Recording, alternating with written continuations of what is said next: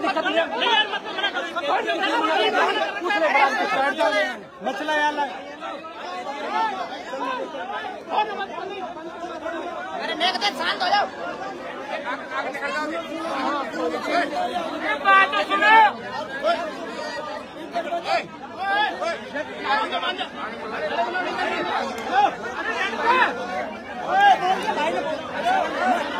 Media media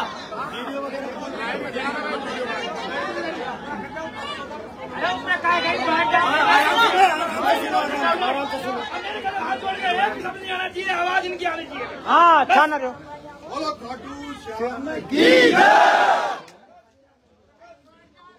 बोलो हिरामन बाबा की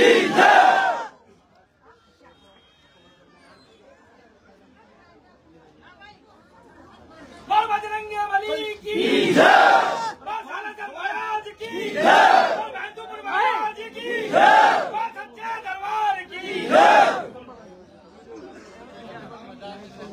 अरे लाइव मत कराइए, कोई लाइव मत कराइए।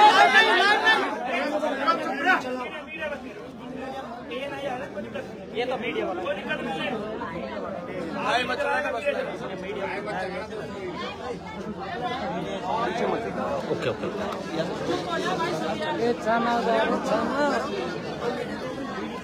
अरे यार बैठो ना यार, आप बैठो बैठो, आप बैठो। अरे बैठ जाओ भाई साहब, बैठो। अरे बैठ जाओ, जो जो जहाँ ठीक है वही बैठ जाओ, बैठ जाओ। आप आ जाओ, पीछे आ जाओ, यहाँ पे बैठ जाओ, बैठ जाओ, बैठ जाओ, सब बैठ जाओ यार।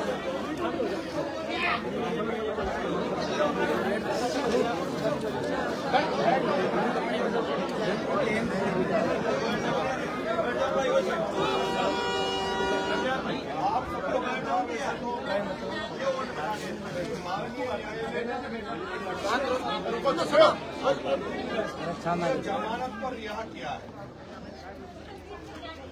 माननीय न्यायालय ने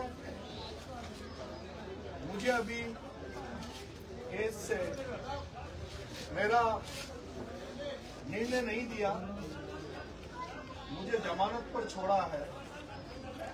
माननीय न्यायालय ने मुझे आदेश किया है कि मैं महीने की 25 तारीख को, हर महीने की 25 तारीख को तो नगर कोर्ट थाने में अपनी हाजिरी लगाऊं। माननीय न्यायालय ने मुझे आदेशित किया है कि मैं छूटने के बाद किसी जश्न में किसी तरह की कोई इस तरह की बात ना करूं, लेकिन समरावता ने मुझे बेटा माना है और मैं बेटा बनकर ही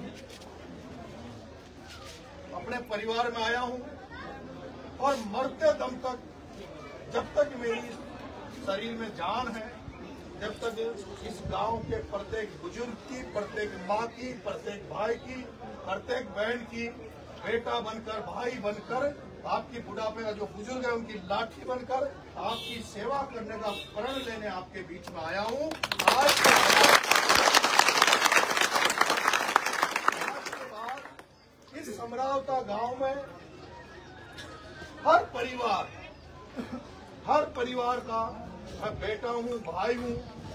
जब कभी भी किसी भी वक्त मैं किसी भी कोने में हूं, किसी भी परिस्थिति में हूं, लेकिन अगर समरावता का एक बच्चे से लेकर माँ, बुजुर्ग, महिला, बहन, बुजुर्ग, कोई भी व्यक्ति इस बेटे को याद करेगा तो आपका बेटा जैसे सरवण ने अपने माँ बाप की सेवा करी, उसी तरह आपका बेटा सरवण बनकर आपकी सेवा करने के लिए आपके बीच में तैयार है।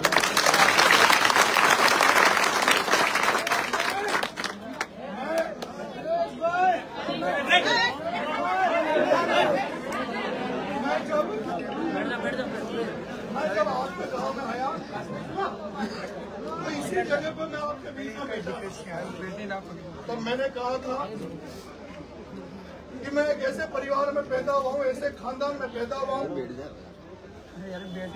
जिसमें ऐसा कोई, मुझे जब से मैं पैदा हुआ हूँ तब से मैंने मेरे माँ बाप से, मेरे बुजुर्गों से, मेरे परिवार से एक ही सीखा है कि भाई जो कोई भी गरीब हो, जिस किसी को भी जरूरत हो, चाहे वो किसी भी जात का हो, किसी भी धर्म का हो, कोई भी हो, लेकिन कोई अगर कोई असहाय व्यक्ति है, कोई कमजोर व्यक्ति है और जिसको ऐसा लगता है कि उसका कोई धनी धोनी नहीं है और उसको आपकी मदद की जरूरत है, तो वो अगर आपके पास मदद आए तो मदद जरूर करो।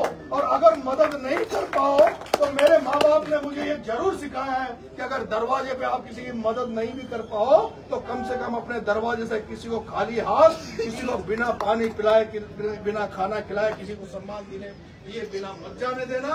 ये मैंने मेरे परिवार से सीखा है। मैं आपको विश्वास दिलाता हूँ। और आपने जिस दिन यहाँ मैं बैठा था तब मैंने कहा था कि आप मेरा साथ मत छोड़ना, मैं आपके साथ पूरी दमखम से रहूंगा।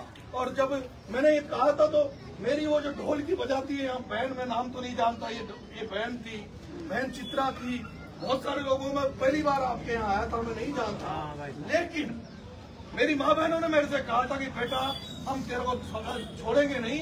एक रामायण में एक कहावत है, रामायण में एक चौपाई है, रघुकुल रीत सदा चलाई, रघुकुल रीत सदा चलाई, प्राण जाए पर दुख जाए। और मैंने इस समरावता में अनुभव किया है, जब वो घटना हुई तो आपने प्राणों को भी वो करके और मेरी रक्षा करी। वो मेरी माँ बहन है जो इस चबूतरे में, हीरामन के चबूतरे में मेरे गले लिपट गई थी और मेरे मुंह में जबान नहीं बची थी, तो वो मेरी माँ बहनें रो रही थी और मेरे से कह रही थी बेटा तेरे को हम कुछ नहीं होने देगा। मैं धन्य हूँ कि ऐसे गांव में मैं आया और उस गांव ने मुझे एक्सेप्ट किया, स्वीकार किया, मुझे बेटा माना।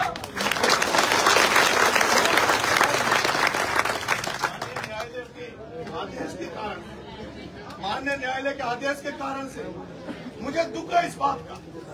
इस भारत में और हमारे सनातनी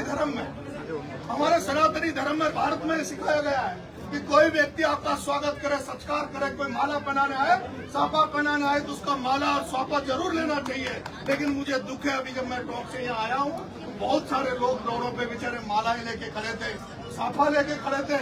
लेकिन मेरी माननीय न्यायालय के आदेश के कारण मेरी मजबूरी थी कि ना तो मैं उनकी माला पहना पाया, ना कोई उनका स्वागत ले पाया।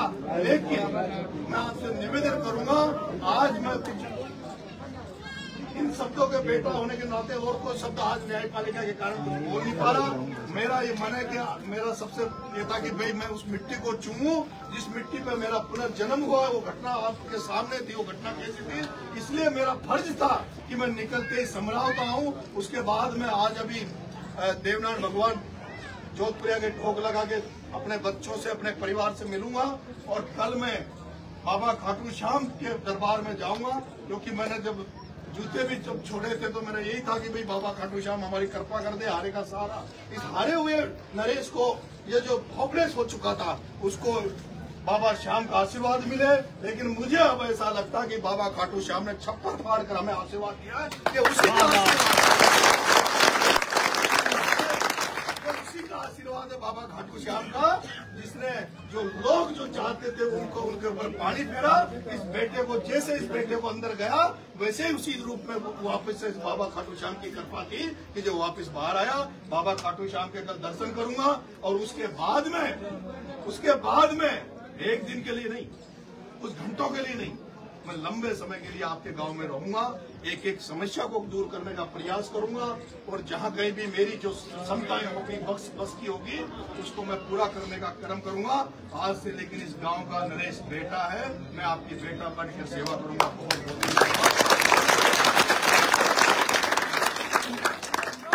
बहुत